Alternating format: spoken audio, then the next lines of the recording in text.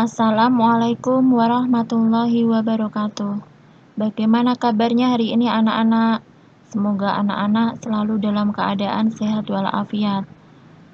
Pada kesempatan kali ini kita akan belajar tematik tema 5 muatan IPS KD 3.1.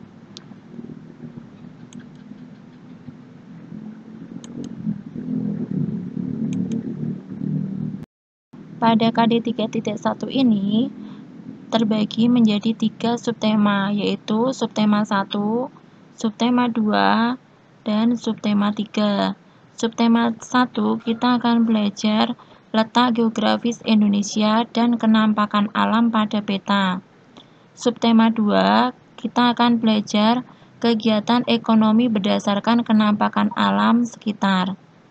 Selain itu, anak-anak juga akan belajar apa yang dimaksud dengan kenampakan alam dan buatan.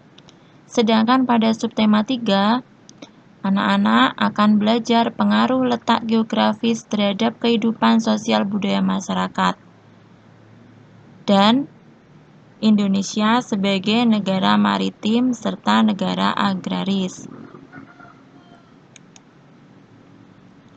Nah, pada anak-anak diharapkan dapat mengetahui letak geografis Indonesia dan mampu menjelaskan bagaimana kenampakan alam suatu daerah berdasarkan peta. Anak-anak bisa melihat buku penanya pada halaman 82. Letak geografis. Anak-anak bisa memperhatikan peta Indonesia yang ada di tampilan slide. Indonesia terletak di antara dua benua, yaitu benua Asia dan benua Australia, dan dua samudra, yaitu Samudra Hindia dan Samudra Pasifik. Karena letaknya berada pada dua benua dan dua samudra, maka Indonesia menjadi pusat perdagangan dan pelayaran karena posisinya yang sangat strategis.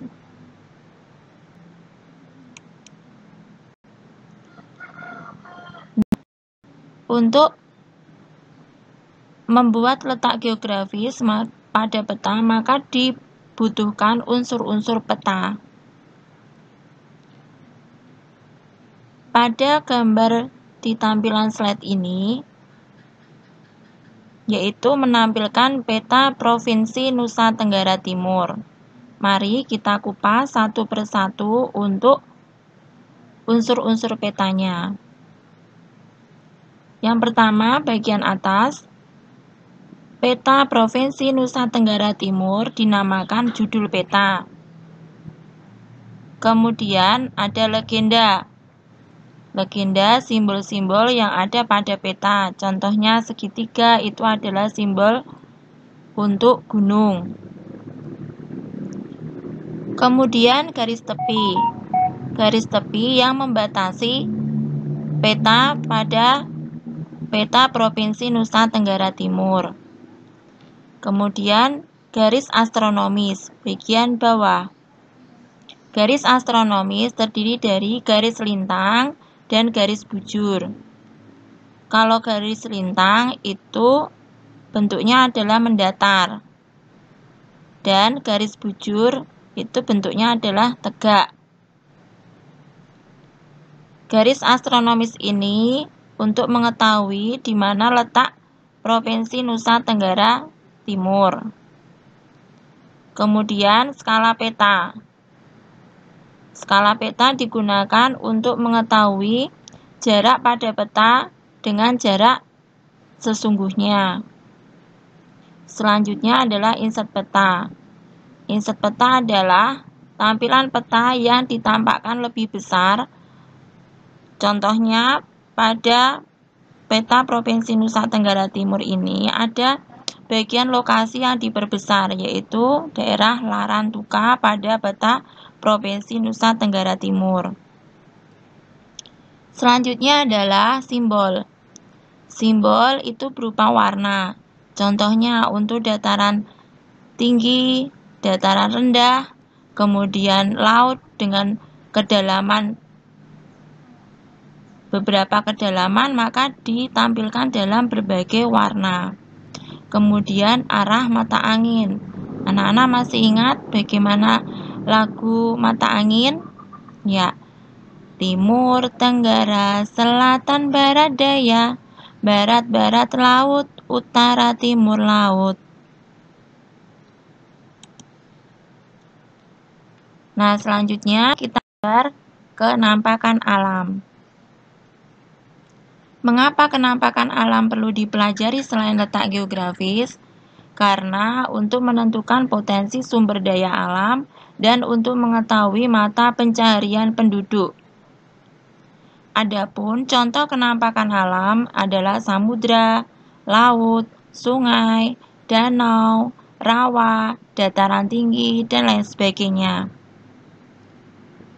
Nah, bentuk kenampakan alam pada peta itu digambarkan dalam simbol atau warna.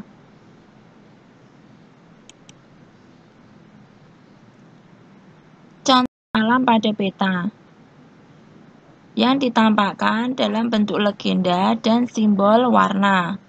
Untuk legenda, misalkan ada garis yang berlekuk-lekuk, yaitu menunjukkan kontur, kemudian warna biru dengan 2 garis, itu sungai yang tidak dapat diseberangi, kemudian garis yang hanya berwarna biru saja, itu sungai kecil, dan lain sebagainya. Anak-anak bisa melihat pada tampilan slide. Kemudian untuk contoh simbol warna, misalkan untuk menandai daratan atau dataran rendah dengan ketinggian 0 sampai 100 meter, maka bisa diberi warna hijau. Dengan ketinggian 100 sampai 500 meter diberi warna kuning, 500 sampai 1000 meter dengan warna coklat muda, dan lebih dari 1000 meter dengan warna coklat tua. Begitu pula untuk warna kedalaman laut. Dari warna yang biru tua lebih dari 3000 meter sampai dengan warna biru muda 0 sampai 200 meter.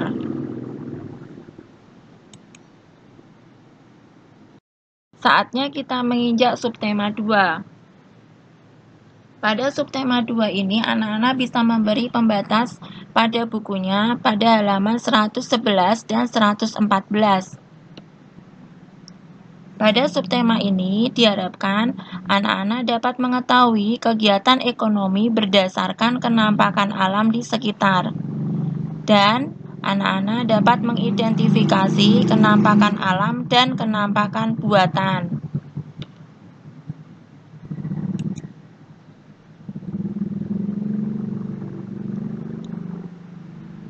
Pada 111, kegiatan ekonomi berdasarkan kenampakan alam sekitar. Di Pulau Kalimantan, kenampakan alam dapat digambarkan dengan bentuk simbol warna yaitu hijau, kuning, coklat, dan biru. Artinya, pada Pulau Kalimantan ini, dataran rendah, dataran tinggi, dengan berbagai kedalaman itu ada pada Pulau Kalimantan. Kemudian untuk warna biru di Pulau Kalimantan yang berada di tengah-tengah ini menandakan bahwa daerah tersebut dikelilingi oleh sungai besar, sehingga Pulau Kalimantan terkenal dengan pasar terapungnya. Selain terkenal dengan pasar terapungnya, Pulau Kalimantan ini juga terkenal dengan wisatanya. Nah, potensi-potensi kenampakan alam ini dapat memberikan kegiatan ekonomi bagi masyarakat di sekitar.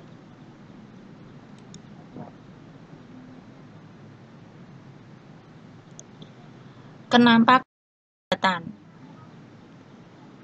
Bapak Ibu Guru menampilkan kenampakan alam dan kenampakan buatan di Provinsi Jawa Barat. Ada beberapa kenampakan alam yang dapat anak-anak perhatikan pada peta. Pada peta berjudul Provinsi Jawa Barat ini terdapat kenampakan alam yaitu gunung, laut, pantai, sungai, teluk, tanjung. Kemudian untuk kenampakan buatannya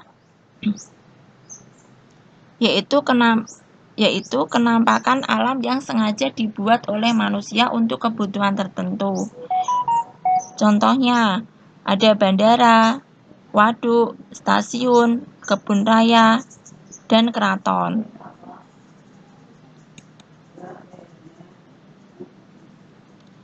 Nah, kenampakan terbagi menjadi dua, yaitu alam dan buatan. Kenampakan alam terdiri dari pegunungan, gunung, sungai, laut, bukit, selat, dan lain-lain. Sedangkan kenampakan buatan adalah waduk, bendungan, kebun, binatang, dan permukiman. Potensi kenampakan alam dan kenampakan buatan itu akan dimanfaatkan oleh masyarakat sekitar dalam bidang ekonomi untuk memajukan kesejahteraannya.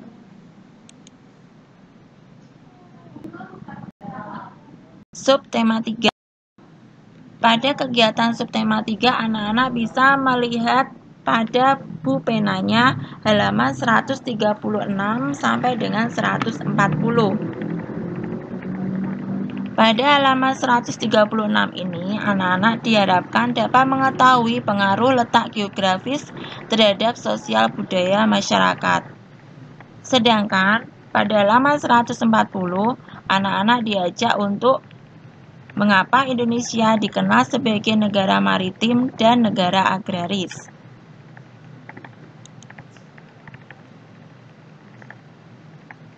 Nah, selanjutnya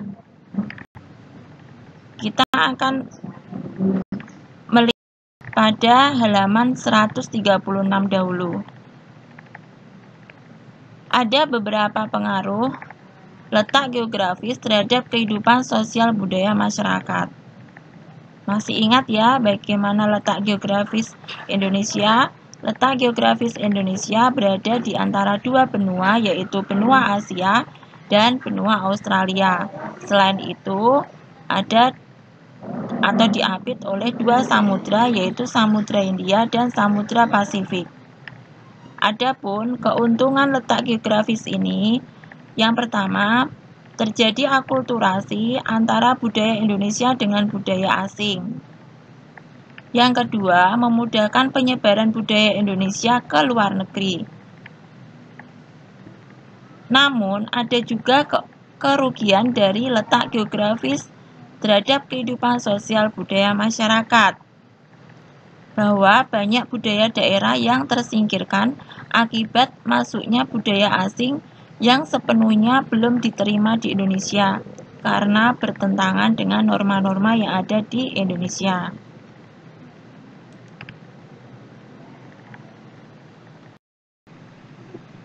Pada halaman 140, materinya adalah tentang Indonesia sebagai negara maritim.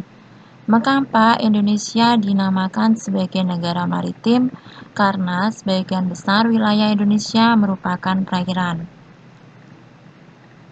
Ada beberapa sumber daya alam di laut yang bisa menghasilkan atau dimanfaatkan oleh masyarakat di Indonesia dalam bidang ekonomi.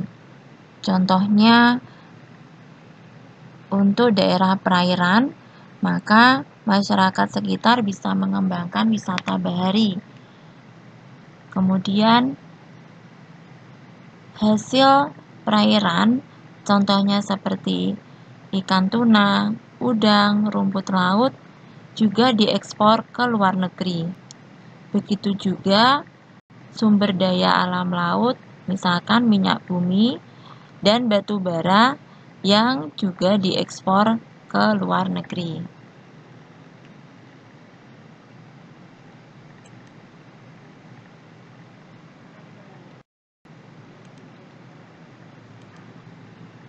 Yang kedua adalah Indonesia sebagai negara agraris. Mengapa Indonesia dikatakan sebagai negara agraris?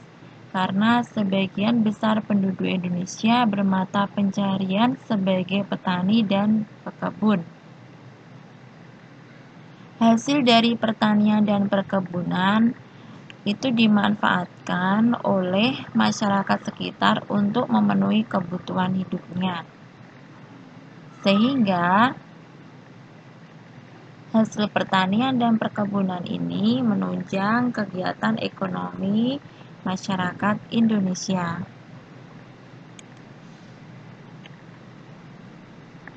Potensi maritim dan agraris harus didukung dengan sarana komunikasi dan transportasi yang memadai.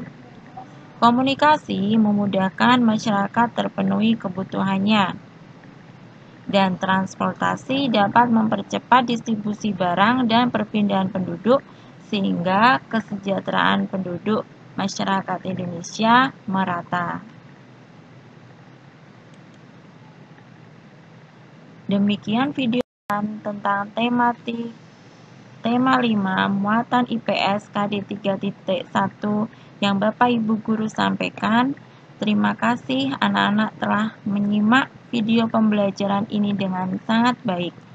Silahkan tinggalkan komentar positif pada link YouTube yang kami berikan. Terima kasih.